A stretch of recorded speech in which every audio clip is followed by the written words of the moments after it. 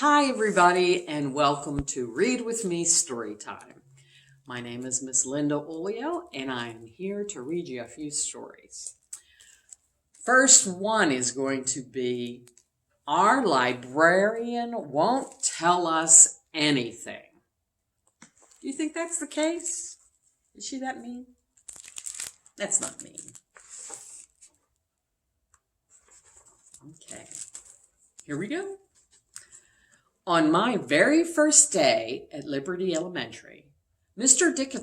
Dickinson sent me down to the Library and Media Center. Bring back a couple of books you'll enjoy, Robert. You bet. I hurried down the hall after Carmen Rosa Pena, who wasn't about to wait for me to catch up. And here's Robert and Miss Pena and Mr. Dickinson. Oh, heavens, making a mess.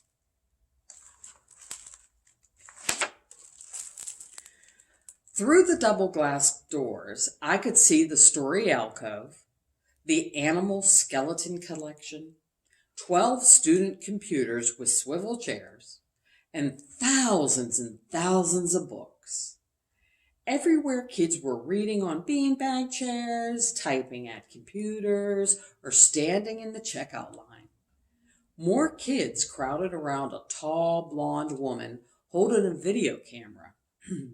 Her tarantula earrings dangling down below her rhinestone glasses. There's a lot going on here. So there's the alcove. And there's the animal skeletons. And there is the tall blonde lady with tarantula earrings and the computers.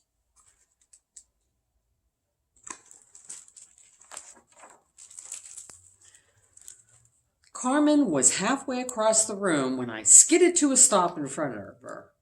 What do you like to read? Soccer books, Sports Illustrated for kids, she said. Why do you care? I wonder if you knew where the animal books are. Not a chance. That's okay. I'll ask the librarian, I said. Mrs. Skorupski? Carmen rolled her eyes. Don't even bother. Our librarian won't tell us anything. She charged off to the shelf under the Christy Lily poster. There he is talking to Carmen.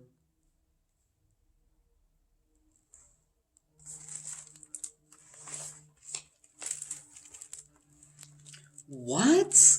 Librarians help people, like police, without the trouble. I marched over to the crowd surrounding Mrs. Skorupski and waited my turn. She finally glanced at me over her sparkling glasses. New to the library school? Yep, Mr. Dickinson's class. Great. She stuck out her hand. I love fourth graders. Do you like to read? Ha! Carmen was wrong. Got any animal books? I said. Any? We got so many animal books. Mammals, birds, reptiles, amphibians, fish. I could lock you in here for a year and you'd still be reading. Well, if you don't starve first. Awesome, I said. Mammals, please. Where are they? Follow me. She marched off across the room. There she is, Mrs. Skorupski.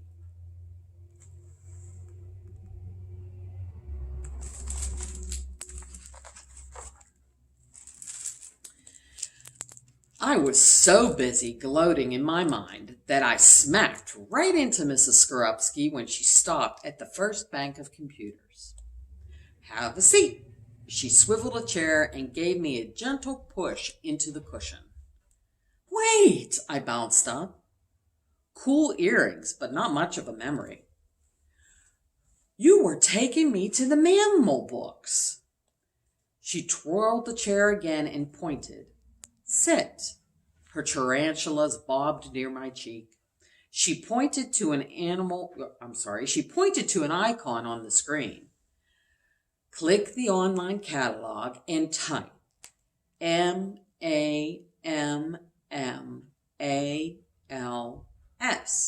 into the subject search box.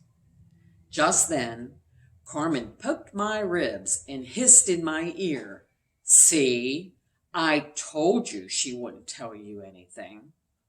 Mrs. Skorupski just smiled. There she is. There's Mrs. Skorupski with her. Check out those cool tarantula earrings. I think she's really cool.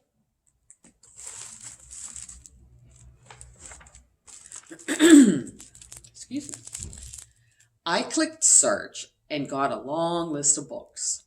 I chose a few titles and read more about them.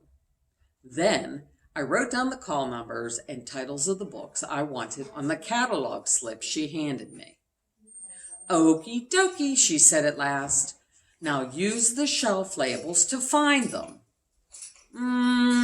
Mrs. Skorupski, I said you should show me where they are. I'm sorry. Let me try that again.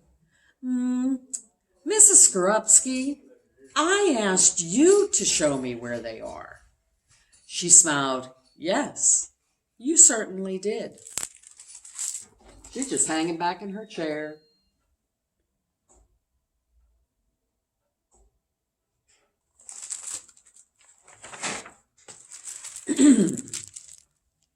I headed back to class with a stack of books.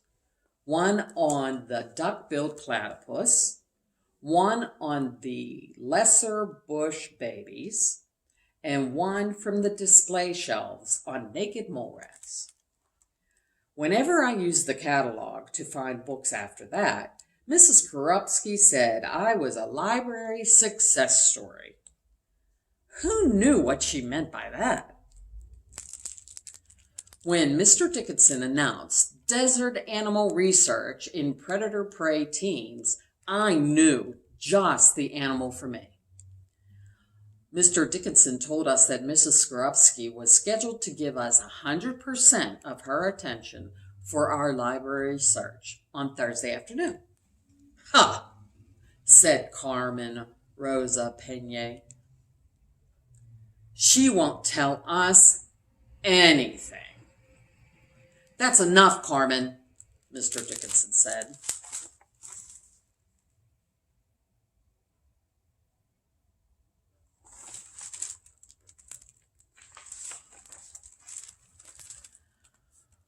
We each started by taking notes on the predators of 10 desert animals of our choice.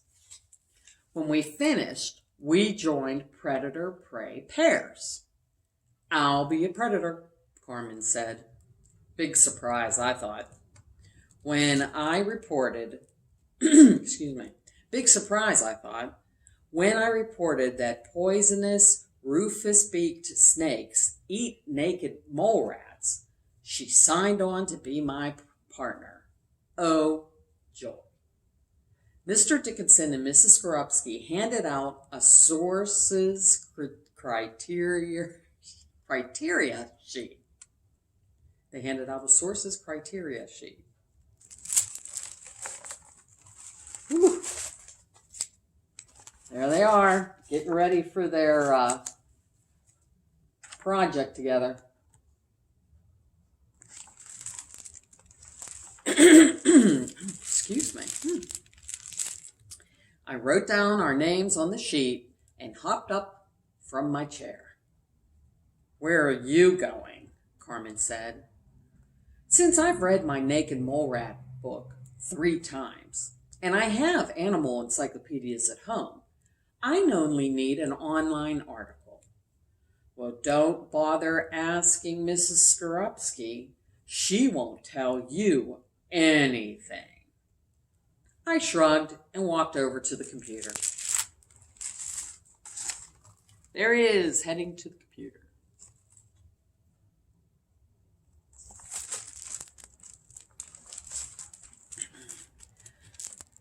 Mrs. Skorupski swiveled the chair. Sit and close the catalog. The big blue E will open the kids' search engine. I typed NAKEDMOLERATS in the search box. Up popped a list of links. I clicked on each one to see the article. Okie dokie. Now, which article was the most interesting facts? Print that one. Didn't I ask you to find me a good article? Mrs. Skorupski smiled. Why, yes. Yes, you did. And she winked. And look at her earrings today. She has scorpion earrings on. How cool is that? She is a cool librarian. Back in class, I shared my printout with Mr. Dickinson. I also tucked a poisonous rufous beak snake article in Carmen's desk, but I didn't tell her who it came from. Each time I helped my classmates after that with the catalog at the nonfiction shelves or online, Mrs. Skorupski said I was a library success story. Who knew what she meant by that? When Mr. Dickinson assigned a desert animal multimedia project, Carmen Rosa Pina and I finally had a huge fight. It's not fair. I missed the multimedia production lessons last fall, Carmen said. No problem, I said. Since I haven't even moved here yet, Mrs. Skorupski will definitely help us. Are you crazy? Carmen shouted. I told you, she never tells us anything. She may not tell you anything, I yelled, but she always helps me. There you go. There's Robert showing Mr. Dickinson what he got. And there he is. Robert's fighting with Carmen.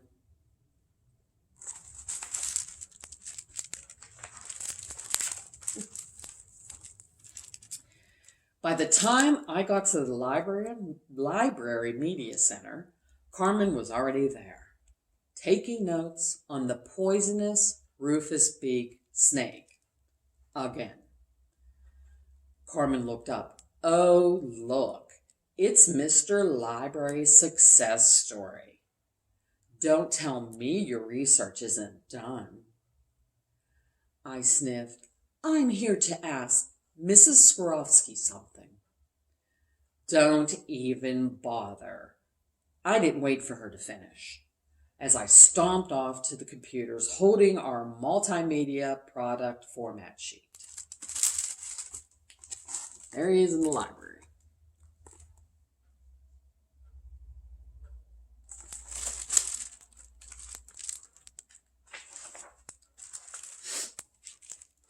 I typed MULTIMEDIA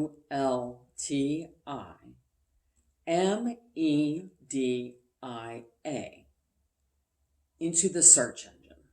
I groaned when I saw the enormous list of links. Mrs. Skorupski screeched to a halt behind me. What's up, Robert? Will you help me choose a multimedia product? Sure, come with me and bring Carmen along too. Do I have to? I asked. Mrs. Skorupski just patted my shoulder. Carmen scowled when I tapped her on the arm, but she followed Mrs. Skorupski and me to the media lab. All right, there's Mrs. Skorupski with Robert, and she has bee earrings on this time. She really loves her insects, doesn't she?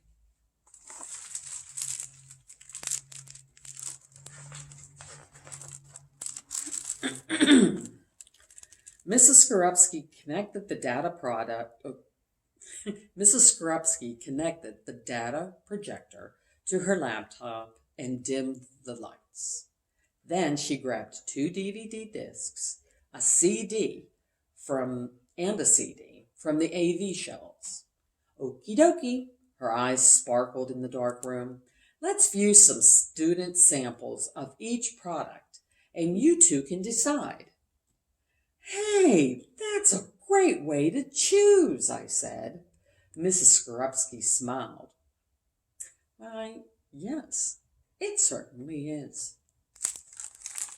So there she is, with a projector, showing them different things to choose from. She's a great librarian. She helps you when you don't think you're being helped, which is really kind of cool. By the time Carmen and I headed back to class, her grumpy mood had dissolved into excitement about making a claymation film. Carmen said poisonous rufous-beaked snakes would be easy to make out of clay, like pretzel rods, but without the salt. And she even scheduled us to meet with Mrs. Skorupski the next day so we could begin filming. Look at that. They're working together, they're happy. Nice new friendship.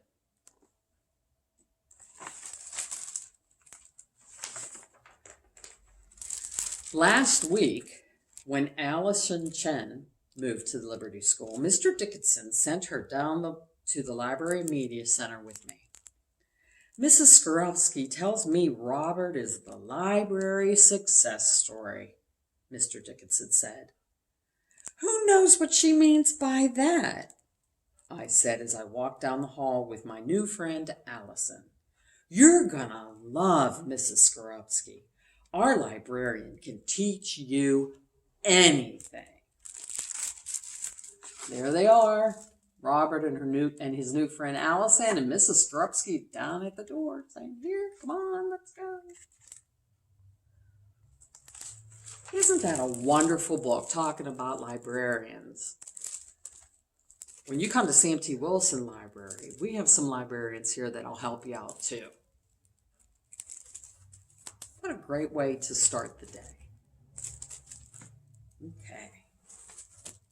Now that we talked about librarians, we're going to move on to dinosaurs. The Minosaur by Sudipta Barden. It looks kind of mean, doesn't it? Okay, here we go. The Minosaur.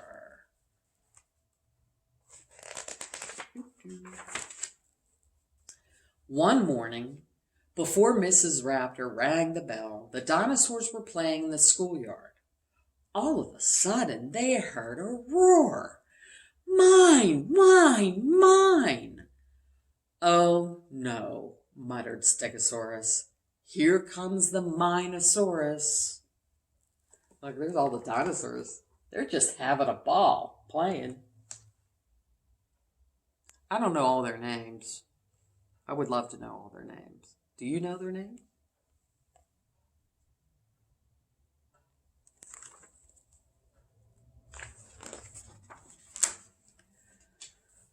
He snatched the jump rope and the ball. He threw the cars against the wall. And then he roared to one and all, mine, mine, mine.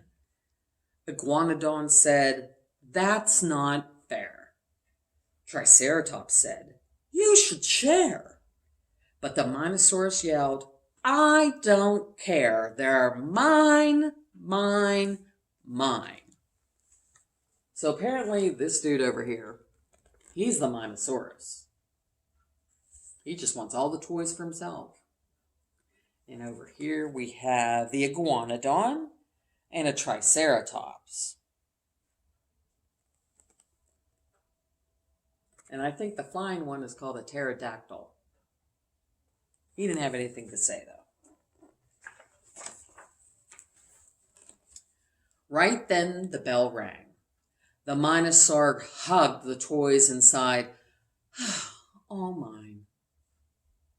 You're late, Mrs. Raptor said when the Minosaur finally came to class.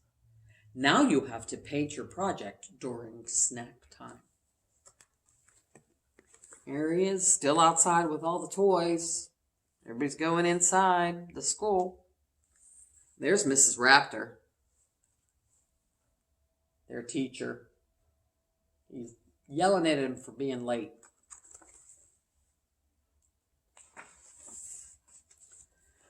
By the time the Minosaur finished, snack time was in full swing. The Minosaur rushed on ahead. He snatched the scones and strudel bread. He bit the butter tarts and said, "They're mine, mine, mine."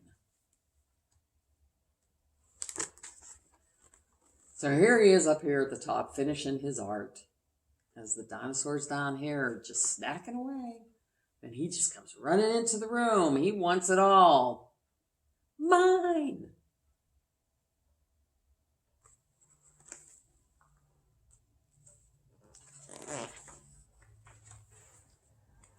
That's our food, yelled Apatosaur.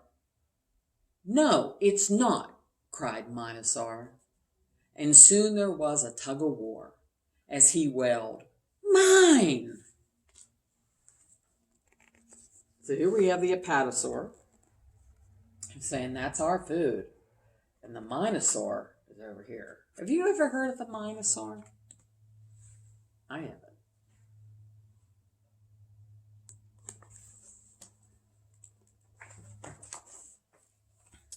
The rest of the class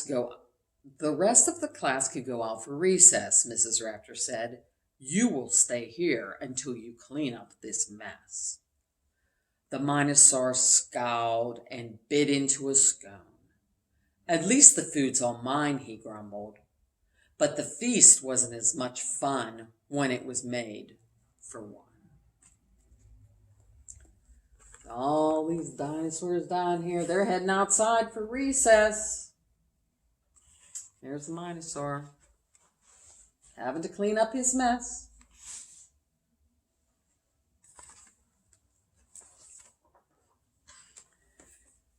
At recess, the Minosaur saw the other dinos having fun building a tower. His arms were flailing all around. The tower tumbled to the ground. He grabbed a bunch of blocks and frowned. They're mine, mine, mine! Whew. He's getting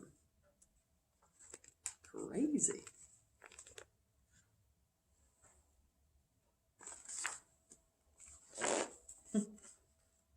He's got a block stuck on his horn. How could you, yelled the iguanodon. It's wrecked now, said the pterodactyl. The Minosaur said, oh, come on. These blocks are mine. The dinosaurs rolled their eyes. Finally, Triceratops said, let's go, guys.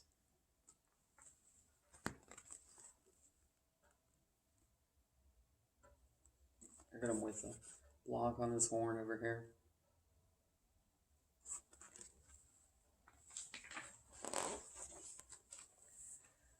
I don't need them anyway, said the Minosaur.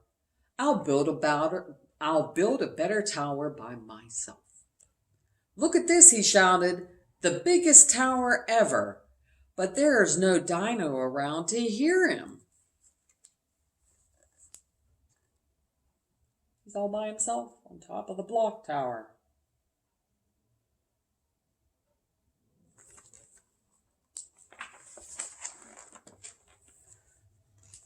On the other end of the yard, the rest of the dinos were laughing and playing. They didn't seem to miss the Minosaur at all. The Minosaur began to shake. There's nothing left for me to take.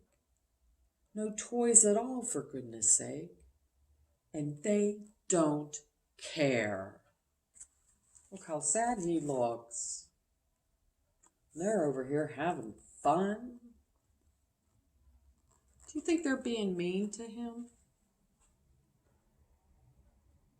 I don't. I think they just kind of got mad because he always said mine, mine, mine, and he didn't want to share his toys. What do you think?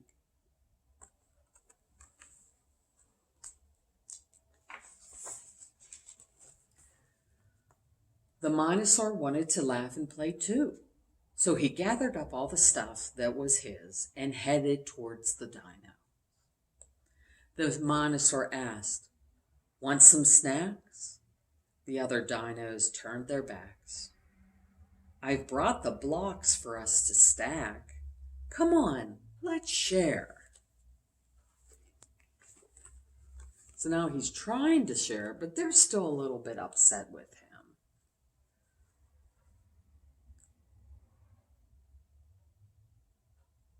And he's trying to apologize too, which is nice of him. But sometimes it takes more than once to apologize. The Minosaur tried saying, "Please, I've brought some toys. I'll give you these." The dinos stared down at their knees. They just didn't care. "Okay then," said the Minosaur. He put all the stuff down. "You guys should play." So he apologized again, and he asked them please to play with him. But they were still a little bit upset. So he gave them all his toys and started walking away.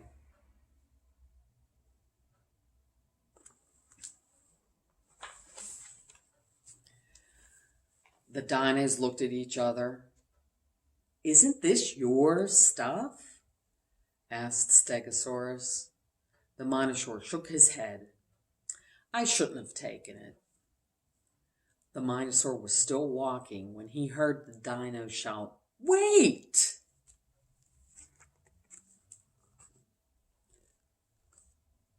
So when they asked him about all these toys being his, he admitted that he was wrong and he shouldn't have taken all the toys. Because you should always try to share.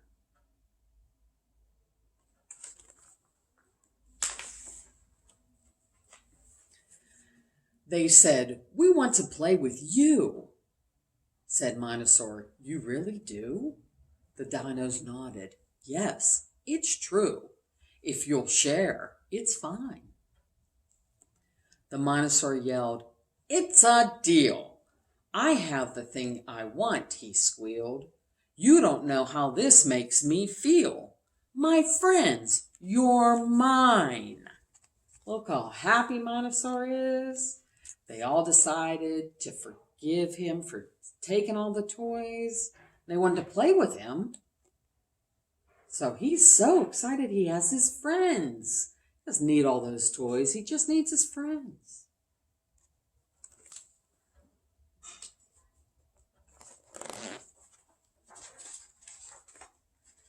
Then he says, "Mine, mine, mine," with all of his friends. What a sweet, sweet story about Minosaur. Now I understand why they called him Minosaur, because he was going around saying, "Mine, mine, mine," about everything. Well, that's all for today, guys. I hope you had a very good time with me today. I hope you enjoyed both of the stories. And I hope to see you next time. You guys have a great day. Take care of yourself. Be safe. Give your mom and dad a hug and tell them you love them. Bye, guys.